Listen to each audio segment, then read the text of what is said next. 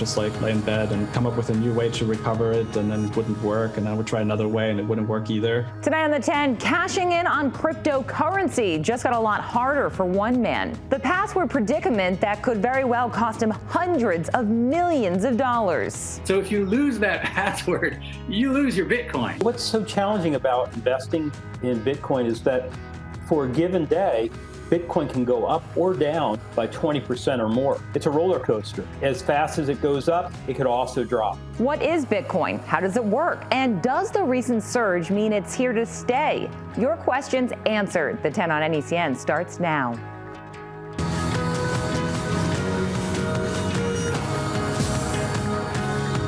You remember the good old days? You remember those days of AOL or maybe AIM? Maybe that's what you used when you had to make a screen name that just perfectly described who you are in that short little bit of characters and also wasn't taken by anyone else. And I bet you if I asked you what that screen name was, you could probably just shout it out at the TV right now. Go ahead.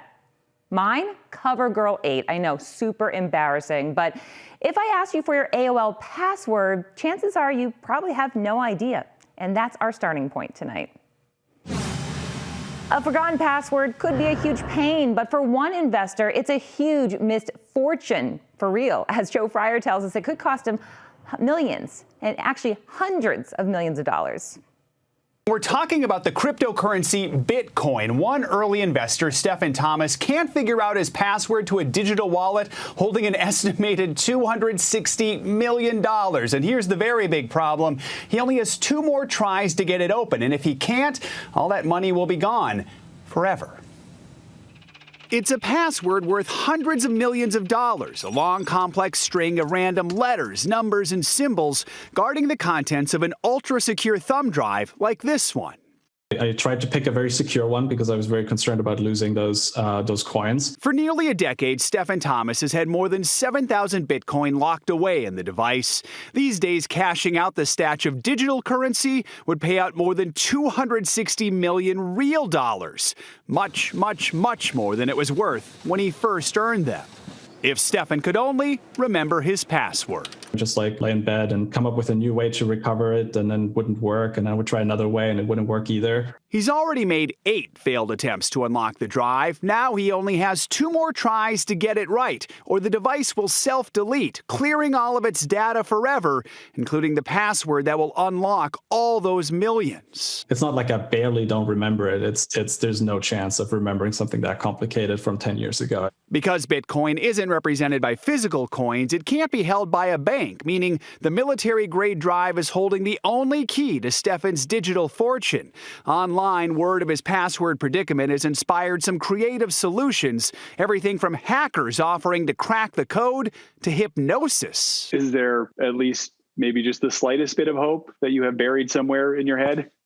Yeah, I mean, it in some ways, like that hope makes it more difficult because it's like, it's easier if you can just let it be in the past and forget about it. Still, Stephen says he's chosen not to dwell on his almost certain loss, a reality he came to terms with years ago. Ever since then, I've never had to worry about any other screw-ups or failures. And if I can move past that mistake, I can move past anything. Proof that even a Bitcoin has a flip side.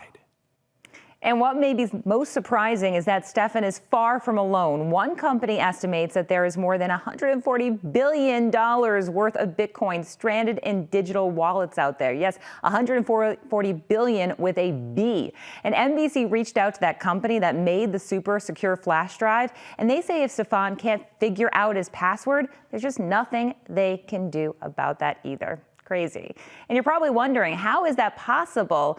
And it's really because there's no physical Bitcoins. It's simply an entity that you can buy on the internet, put into a virtual wallet, and then when they're exchanged, that's recorded in a virtual ledger, monitored by a peer-to-peer network. It's pretty confusing, so I asked Ben Mesrick to explain. You may remember, he wrote The Social Network, which went on to win an Oscar. It became a movie. We also know that he wrote Bitcoin Billionaires, which soon will be a movie as well. And this is how he described how Bitcoin works. This gets a little complex, but the way Bitcoin works is when I give 1 Bitcoin to you, or you give 1 Bitcoin to me, that transaction ends up on a ledger called the blockchain, which is this virtual wall in space where all Bitcoin transactions are recorded. The process by which that's recorded is called mining. And the reason people mine, which keeps the system going, is they earn Bitcoin as a reward. You got it? Basically, think of it like Wikipedia. We all contribute to making sure those articles are accurate. So it's a community monitored transaction that is kind of like how Bitcoin is verified. No one owns Bitcoin except for the people who buy it. There's no middleman, and there's no company or government that makes it or controls it. And that's why it's so different than cash. Because cash, as we know, issued by the government. And it's universally accepted, or it can be traded pretty easily anywhere, really. And it's secure. Once it's placed in a bank, it's backed by the FDIC. Well, Bitcoin, it doesn't have any protections. Unlike cash, there's a finite amount of it, and its users can remain 100% anonymous, which, as our buddy Ben Mesrick points out, was one of its earliest appeals. Well, that's where Bitcoin started. It was essentially in the beginning very much money that criminals used to buy things. Bitcoin exploded at first because of something called the Silk Road, which was this illegal bazaar where you could buy drugs and guns and murder for hire, and you would pay in Bitcoin. And that was kind of the first use of Bitcoin. But Bitcoin has moved a lot farther from there, and now huge banks and people like Fidelity are involved in Bitcoin. But yes, originally one of Bitcoin's great benefits was that nobody knew who you were. It was a secret form of money that I could transact with no paper trail. So where does this password come in, and why are they so complicated? Well, if you think about it, Bitcoin isn't physical. It's literally a virtual currency. So as Ben explains, that password is your Bitcoin.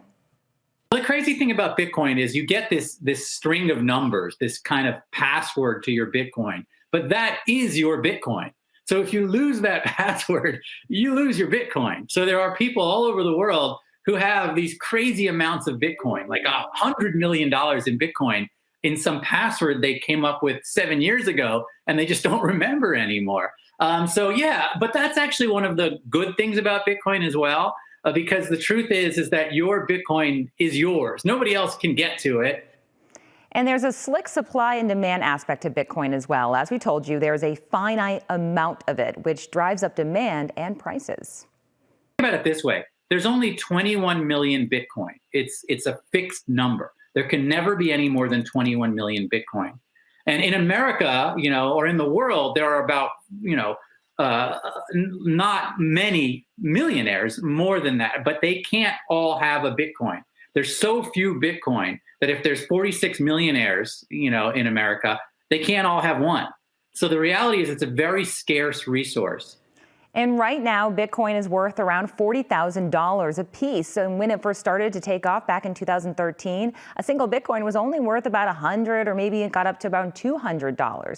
So it's been a huge payoff for people who invested really early. And over the past year, it's been the single best investment for big returns. Since last January, Bitcoin has spiked by 400%. And some of that is because of the pandemic. As the Federal Reserve started to print trillions of dollars in stimulus money, investors saw Bitcoin as a way to avoid inflation. And Bitcoin is just one kind of cryptocurrency, but collectively, all cryptocurrencies are worth more than $920 billion. Here's Boston University professor Mark Williams. The question is, has it peaked or not? In 2013, the value of Bitcoin, even at the peak, was only $1,200. By 2017, it went up to over $20,000. And in 2020, it had peaked actually, and most recently, at over $40,000. So there's a huge cycle here, a boom and bust. So before you rush out and buy Bitcoin, know that within those surges, there have been these huge dips as well. And this is an incredibly volatile asset. It can be very risky. But for Jason Santos, risk is part of his DNA. The Boston-based celebrity chef just opened another restaurant recently during the pandemic, and he's got another one on the way. But about 5 years ago, he started investing in Bitcoin, and he had this advice for others. I personally think it's going to get really, up to 500,000 a coin. There's a limited supply. Once it's gone, it's gone. So obviously increases demand. So, short money now, make some later, but only put in what you can afford to lose, because it's very volatile. It trades constantly in the middle of the night. It's not like traditional stocks. So, but it is just as exciting, and it's really fun to watch it grow or not grow for that matter. I've made thousands overnight and I've lost thousands. So I'm in it sort of for the long term. I think a lot of people short trade it, but for me, it's It's kind of an investment long term. They only make X amount, and when they're gone, they're gone. So supply and demand. So I'm holding on to them as long as I can. And we also asked Professor Mark Williams to weigh in about this as well. And he really knows his stuff because he teaches a cryptocurrency class at Boston University and even testified in front of Congress in 2014 about the future of Bitcoin. Well, the first thing I would say is ask yourself how much you're willing to lose. And if you're willing to lose that and it won't impact you financially, and this is a way for you to get more diversification, you may think about doing it. But I would argue that many investors that invested in less risky companies like Apple are not complaining about the investments that they made. After this show, I'm really mad that I didn't invest in any of these things. But Bitcoin is also pretty risky because there isn't a ton of regulation surrounding it. It also can be taxed, if you were wondering, but it's only once you cash out. Now, if that changes and they regulate it while you're owning it before you cash out, the price of Bitcoin could really change as well. Governments are going to step in regard to taxing. And as a result, cryptocurrencies themselves are under lots of uncertainty with regulation and how governments will step in. But I think it's very clear governments such as China already announced they're creating their own cryptocurrency. Other countries like Russia have also announced that. I wouldn't be surprised if in the US, we don't eventually have a Fed coin.